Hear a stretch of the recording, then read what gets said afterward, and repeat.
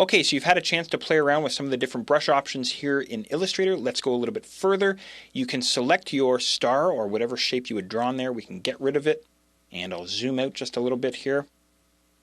And we'll continue drawing more paths here, but I want to show you some of Illustrator's other brushes that we can work with. So I'm really enjoying working with my stylus here, so I'm going to continue here. You can use, again, your mouse if you choose, or whatever you'd like. All I'd like you to do is just draw a series of wavy lines here. Maybe something like this here. Maybe 2 or 3 of them, something like this. You can go a little crazy if you like. And what I'd like to do is use some of Illustrator's more artistic type brushes here. So I'm going to go back to my Move tool just by pressing the V key.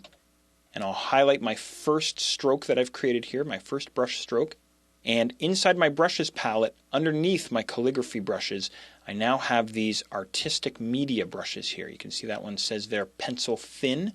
So that's giving me like a pencil effect there. I'll grab my second path here and try the next guy here, which is charcoal. You can see that's giving me this charcoal effect.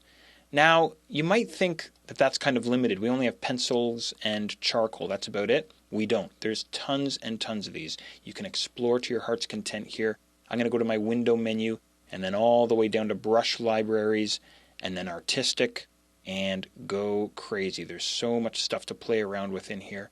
I'm going to go to my ink here, for example. There's my artistic ink showing up there. I'll highlight my third path here.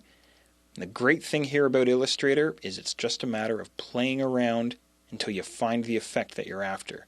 And there's so many of them to play around with here. Now here's the other cool thing. Maybe I decide I want to go with something like this. So very good.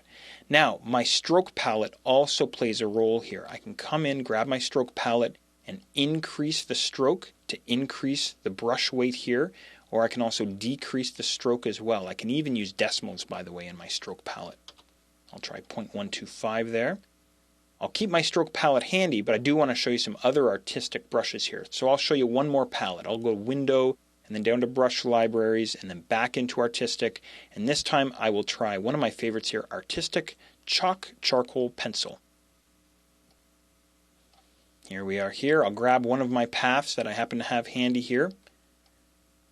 And I'll begin experimenting with some of my different charcoal effects.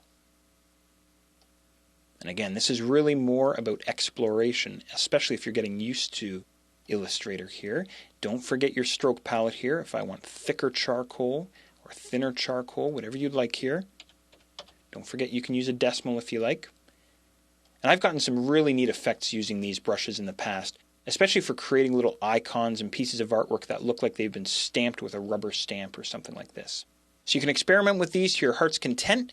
There are some more things that I want to show you here. So I'll close out of my palettes, and I'm also going to select and get rid of my paths here. And my stroke palette can go back to where it came from. And by the way, did you notice in your brushes palette that every time you use a brush, the brush palette records it, which is fantastic, by the way, if you want to come back and reuse some of your different brushes. So they're all going to be recorded in here.